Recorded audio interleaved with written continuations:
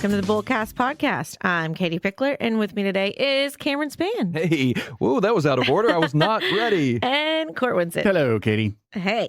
Okay. I like inheriting things. Aren't that fun? Oh, absolutely. 100%. I mean, love inheriting fun stuff, right? Yeah. Yeah, money. That would be great to inherit. Yes. Inherit $1 million. What are bad things to inherit? That's a good question. Inheriting. Can you inherit a disease? Yes. Disease. Inherit somebody's collection of something random, doll hairs. Oh, yeah. Better than human hair, right? Yeah, I guess. I don't know. I watched the Housemaids movie on the airplane coming back the other day, and Crazy? yeah, it was not what I expected. It was strange. It was intense. I haven't seen it yet, but It was good. I liked it. Took some nice twists and turns. Anyways, what we are talking about today is inherited IRAs, or inherited individual retirement accounts. These are different than a normal IRA or a Roth IRA. I've had a big group of people recently who have been getting these, and it can be inherited from various different people. And so that's where there's different rules. This has been a conversation for the past couple of years, really since COVID times, because the beneficiary IRAs or inherited IRAs have had a lot of different rules attached to them. And there are specific ones that we're going to go through of like, when did you inherit this? How old was the person when they, like so many of Court's favorite phrase, it depends. So this is appropriate to talk about this. This gives you some knowledge. This may not impact you right now, but this is something for you to think about if you were to ever inherit a retirement account from someone. So it's fun to imagine windfalls. And we talked about this before. When we do financial plans for people, I never will do a plan based off of, well, if my parents die, then I'm going to get $1 million. Or if my Aunt Susie passes, she's promised me this. I will not include that in your plan. I don't care how much you tell me it's going to happen. I never want to anticipate you're going to have that big windfall unless we know it is for sure. That person has passed. It's written in writing. You're getting this money. Because you don't know if they're going to need it in their lifetime. You don't know what's going to happen. So it's best not to plan for those windfalls. It's a surprise. You know, what are going to be the impacts to you? Inheritance from a distant relative whom you barely remember or maybe never met. That would be nice, right? But most of the time it's somebody you know. You're definitely grieving that person, and this is something that they've left behind. And you then are left with the power to wisely choose. I like that. Choosely. We're just merging words together. I told somebody that the other day. They were talking about words and phrases. And I said, yeah, I just merged them all together because I guess my brain's like, let's go faster, Katie, go faster. So choosely, you're going to have to make a decision on how to wisely use these funds. It's much less fun to talk about navigating the typical inherited IRAs. There's going to be rules. There's going to be required minimum distributions, or RMD, as they're often called. Possibly tax implication to think about. So a situation get even more tangled when you incorporate your relationship with the benefactor. The connection will determine or limit your choice for managing distributions of the funds. And by we talk about the relationship, it's going to be, is this passed from a spouse? Is it passed from a parent? Who are your parents? Who did this come from? What do you need to do with this money? And what is your responsibility? Because you have great responsibility when you inherit an IRA. And you have to make sure you choose wisely what you're doing with I would like that responsibility. Can we go back to choosely for a minute? Choosely. Do you know there's a word when you merge two words together into a new word? Do you know what that is called when you do that? No, but I need to. It'll ring a bell when I say a portmanteau. Yes, yeah. Okay. So choose and wisely, choosely, which is not a word, but it has created a portmanteau. It's a word in BullCast world now. I love it. Okay, let's do our list. I know we've talked about this before. What would you do if you inherited $1 million tomorrow? Okay, so this is $1 million tomorrow. We talked about the if I had $1 million song. Yeah. And how $1 million is not what $1 million used to be. $1 million isn't going to have me retiring tomorrow, that's for sure. And I feel like in past lists, it's been like $1 billion. $1 million is more reasonable. Yeah, It's like, I mean, okay. I really can't start having fun with imagining what I'm going to do with a lot of money until you hit like $1 million. Don't get me wrong. That would be very, very nice. Yeah, it's very nice. Especially because, as we have discussed on previous episodes, my retirement is still a little bit lacking in terms of my retirement accounts. So $1 million would help with that. But you know, when you start talking about buying yachts and planes and mansions and stuff, $1 million isn't going to cut it. It's gone. Yeah. So would you pay some stuff off? Would you upgrade everything? Would you pay off mortgage, loans, credit cards immediately? Would you invest it all? Would you make drastic changes? It depends. I think that, Court, if you were given $1 million today. There are some things that I would want to do with the money right away. There are some like repairs that I'd like to make to the house. I wouldn't mind renovating our bathrooms. And, the bathroom and the kitchen are the two most expensive rooms in your house to renovate. So that's kind of always one of those projects where I'm like, oh, if only I had some money. But I think all in all, I would probably limit myself to the amount that I spent right now to maybe 10%. Like if I could get everything that I wanted to get done, pay for some stuff, and still put away 900 of the million, I would consider that a pretty good win. Cam? What sounds nice is paying off a house, right? So you don't have a note. I'm genuinely curious. Is that smart? See, and I figured it was not smart financial advice. And I'm curious why. Especially for those people who have mortgages that they got with an interest rate before interest rates started rising. Mm-hmm. Their interest rate, in other words, the amount of money that someone is charging them to borrow money is considerably lower than the amount of money they get paid from investing their money. So what they could earn. Yeah. If you've got a mortgage with a 4% interest rate, then you could earn 7%. Yeah. Then, you're better off taking that money and investing it and earning, the 7%. And then you can even use those funds to make your payments towards your mortgage on an ongoing basis. Yeah. That's a lot of times what I'll tell people is it's better to then take the money and have it still building and growing, but then in your world, in your day-to-day, the house is paid for because you've got dedicated funds that are making those notes for you. But 9 out of 10 times, it's better to then keep the money and have it build and grow and just make those payments versus paying it off completely, because then that money is gone. It's an illiquid asset. Now, that's the good debt, the mortgage, the car loans, things like that. If you've got something with a really crazy high interest rate, that may be a different equation. Yeah. Credit cards, personal loans, student loans. And again, that's a case by case because, if you're a med student and you're going to end up being a doctor and you're on the forgiveness plan, then no, we don't need to take this money you've inherited and knock out these student loans because you may eventually get them forgiven. But if you've got credit card debt that's charging you 30-40% in, not 40, I haven't seen that yet. It may be out there, but like 20-30% interest, get rid of that. Now, I've had a lot of people who've had issues. I had a client the other day, actually. She inherited money. It's a child of a client. She inherited money from her grandmother and got, about $20,000, $30,000. And she goes, I want to invest this. I want to protect it. I want this for my future, blah, blah, blah. And they're like, and the other issue is I have $20,000 of credit card debt. And I'm like, well, you just inherited money. You got this credit card debt. And I'm like, well, but I don't want to use that. And that's where the emotional behavioral aspect comes into it. Because in your mind, she had allocated, that was money that was left for me. Grandmother would not be happy I spent it on debt. And I said, I understand that. But this is going to keep eating you alive at 30% interest rate. So we're having a separate structure with her, how to handle that. But that's why when you get $1 million or whatever the amounts is, my recommendation would be, and it's not the fun, Nicole's gone down there, hosts go through and say what would they do for fun with this money? Well, I guess we're lame, because my suggestion would be to somebody, number one, how did it come to you? Is it in a beneficiary IRA? Is it non-retirement dollars? Like, how is this structured? Because the beneficiary IRA, which we're going to get into, there's tax implication that comes into that. So if you're taking a bunch of money out to go to Vegas this week and Greece next week and like all this stuff, how much is that money costing you versus how much would it benefit you to let it keep building and growing? Mm-hmm. But it's a balancing act with anything. This is money you were not expecting.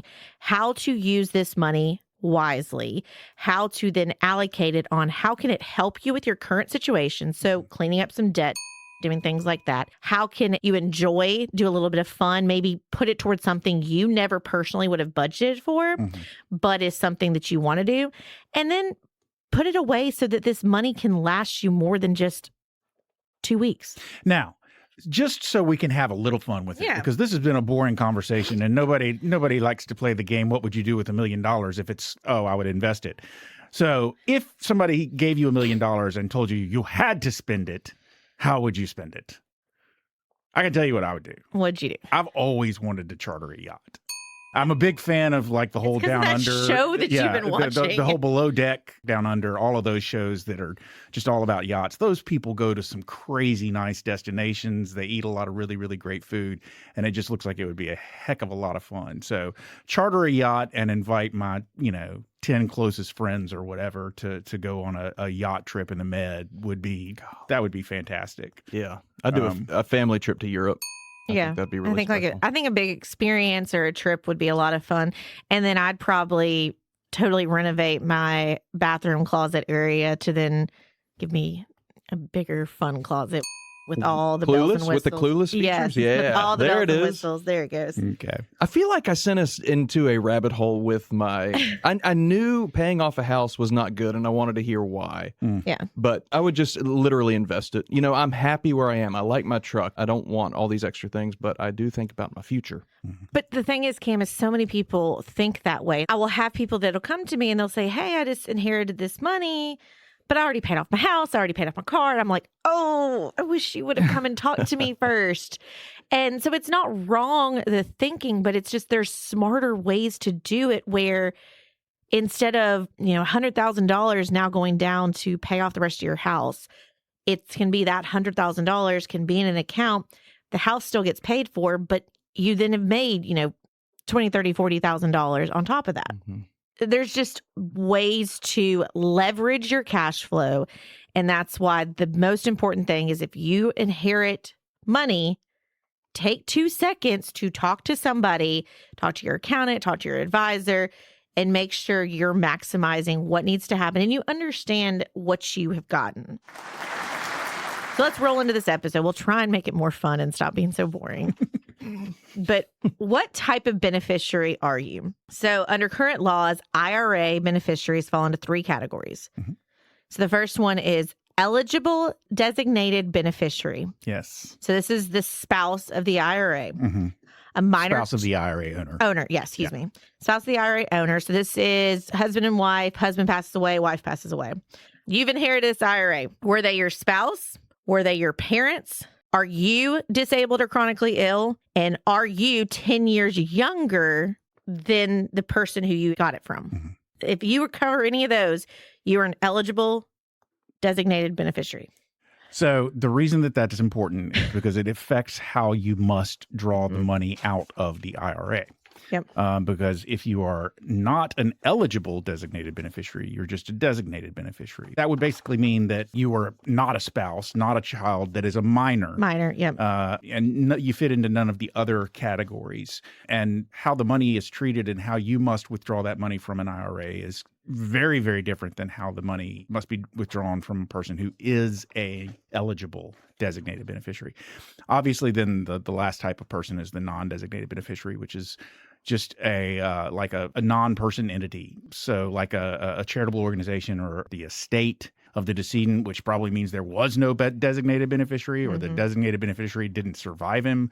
Then you could end up with a non-designated beneficiary. So what you're both saying is if you were to inherit this, get inherited IRA, and you were to just blindly withdraw, there is the potential for serious penalties. Is that basically not penalties? Not penalties. No. In tax form? You're going to get you're going to pay if you are inheriting a traditional IRA, so it's a non-Roth IRA, then when you make a withdrawal from that IRA, the money that you withdraw, some of that money is going to be treated as income that is taxable. And so it's going to affect the amount that you earned last year or this year. So when April comes around, it's going to hit you hard. Affect your tax bracket, all of that.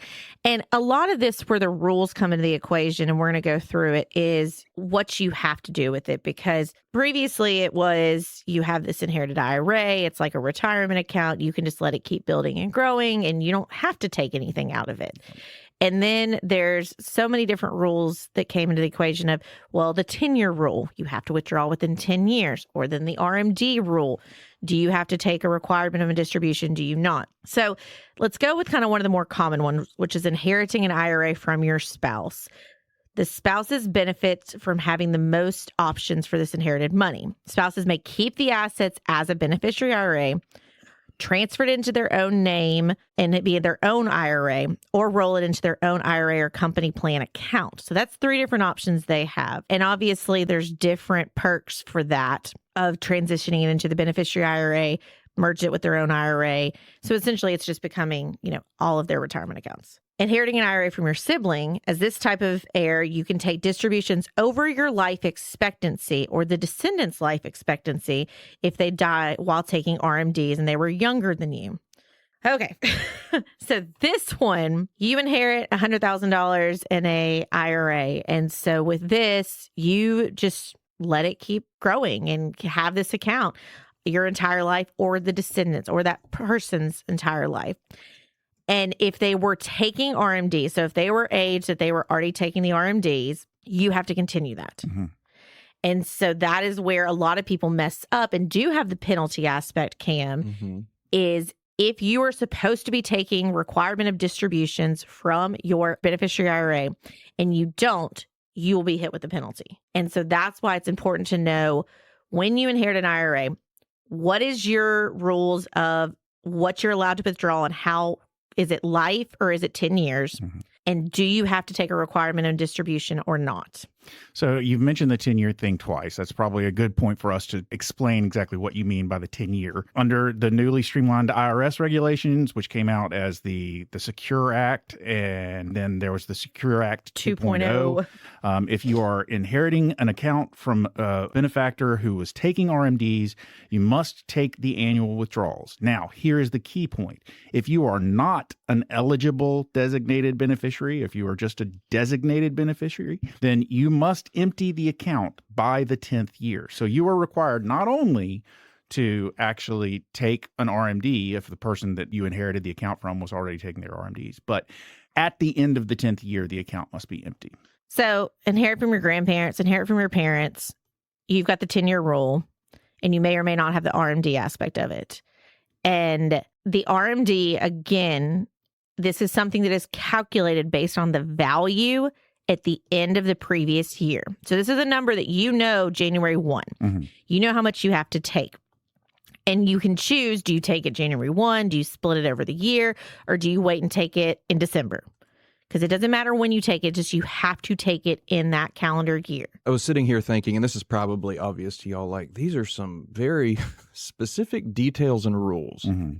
And they have to have been put in place for a reason. And I think the answer is the IRS, right? They don't want you to stretch out these tax advantages for years and years and years. That's why they want their money. They want their money. Yeah. All these little nuances, it comes down to the IRS. Yeah. We had an abundance of people with retirement accounts that were deferring tax on earnings that they have had for a considerable period of time. And Congress decided that they wanted to get at some of that money and get that tax revenue from that money instead of just letting it sit there forever and ever. So that's what they did. Okay. Just to add more complicated aspects to this, let's say I inherited a beneficiary IRA from my grandmother. Mm-hmm. It was her IRA.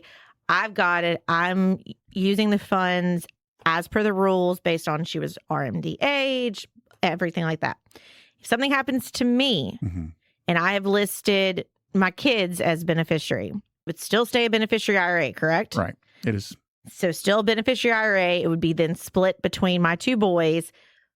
When they look at the rules based on the IRS, it is not based on me. It is based on the original owner, which would be my grandmother. Correct. So that is why these can be very complicated, because we have had situations where it's passed a couple of hands. And that's, again, Cam, to your point, why the IRS was putting these rules in place, because there was IRAs getting passed down. Yeah. So one of the things that this outline says that you kind of go like, why does that matter?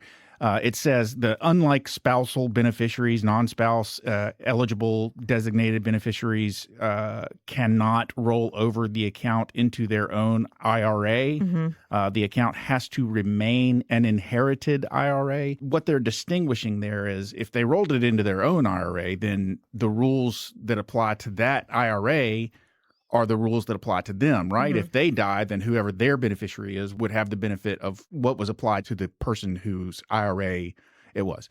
But you can't do that unless you're a spouse. You can't transfer it into your own IRA. So it is always going to be an inherited IRA. And after you inherit it, the rules that they're looking at are the rules of the owner, the benefactor, if you will. And there might be a situations because you're thinking, okay, well, if I'm a spouse and my significant other has passed away, of course I'm just going to roll into my own IRA. But there may be a situation where you need some of it to roll into a beneficiary IRA. For instance, if you're not of age to then get into an IRA without penalty, you're not 59 and a half, you're not, Right. So, yeah, that would mainly impact, obviously, somebody who was, for instance, if they lost their husband at a very early age, like, 50 or 52, and they were 51.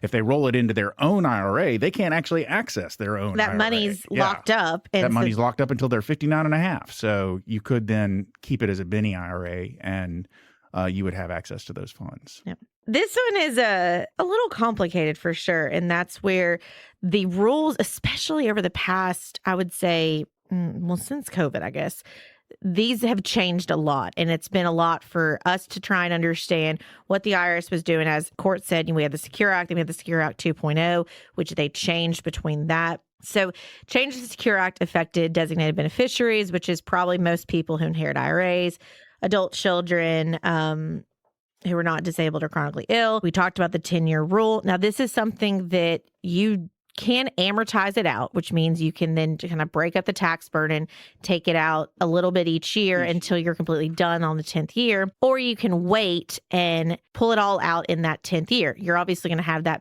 bigger tax impact, but the thought process would be if it's been invested, it's building and growing, that money then has earned enough to hopefully then cover the tax burden. So think about it this way. Let's go back to the $1 million question. Like if I inherited a $1 million IRA as the adult child of one of my parents, then the rules that are going to apply are going to be as a Benny IRA. Let's say I'm a designated beneficiary. I would only be a partial designated beneficiary. My siblings would probably be in there too. But let's say for purposes of my example, I'm the single designated beneficiary, but I'm not eligible to stretch it over the course of my life. I'm going to have to empty that IRA in 10 years. If I were to just say, well, I'm going to be paying the taxes on it anyway, I might as well go ahead and just pull it all out now. What's going to happen? I'm pulling $1 million out of an IRA, and whatever money in there is not money that was growth on the money that was put in there, but was actually money that is treated as untaxed income that you now have to pay the taxes on. You're going to be paying taxes on that, and it's going to go to your income. Yeah. And $1 million, probably not all million, but $1 million, that's going to definitely kick me up a couple of tax brackets, right? Yeah. I mean, boil down the IRS, like you withdraw all that and they say, oh, you're a millionaire. Yeah. Boom, you're a millionaire. That's at least income. That year, yeah. For that year, you're a millionaire. But come on, give me that butt. Oh, that's weird. If you plan for it, because that's what I have a lot of clients that are like, well, why don't I just start taking it out every year? Why do I wait till the 10th year? And yes, you're going to be in a higher tax bracket that year, but if we've let it grow. So, okay, you've inherited $1 million. You pull out $1 million that first year that you inherited. Yeah, that's what you got. You got $1 million. Yes, you can then go and reinvest it, but you can also have it continue to build and grow, tax deferred. And then that $1 million makes enough, hopefully, then the tax burden is taken care of and you actually net the $1 million. Again, there's no guarantees, just a lot of what if scenario here.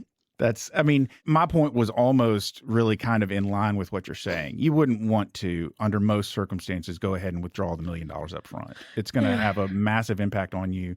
You can let it sit where it is and let it grow. And you can take it out a little bit at a time over the course of the 10 years. If you've got stuff that comes up, like I have a lot of times it's, don't just take it out to take it out. Let's just leave it and pull it out as you need it.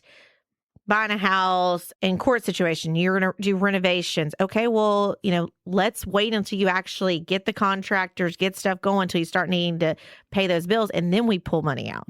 And it's kind of everything. Leave it invested as long as you can to let it build and grow. But if you do need money and it's picking between, well, okay, I've got this beneficiary IRA, I've got, these non-retirement accounts that I'd have to sell stocks in. it is something to factor in because you know you're going to have to pull that money out within 10 years. If all of this sounds like, this is too much trouble, I don't want to deal with this, you can't opt out of the money. You can gift it to me. I mean, I guess if you were already financially able and you just didn't want to mess with it, you could opt out of it. You could give it to a charity, I guess. Yeah, a beneficiary who disclaims an inherited IRA has no control over who gets it as a result of the disclaimer. For many people, however, turning down an inherited IRA isn't an option. It may provide retirement funds or money that they otherwise wouldn't have had. So this one is a complicated one, and that's where every situation is different. Everyone is unique on what this needs to be. But ARMU, to understand, is if you were inheriting money from somebody, number one, understanding what type of account it was in. Was it in a Roth IRA? Was it in a traditional IRA?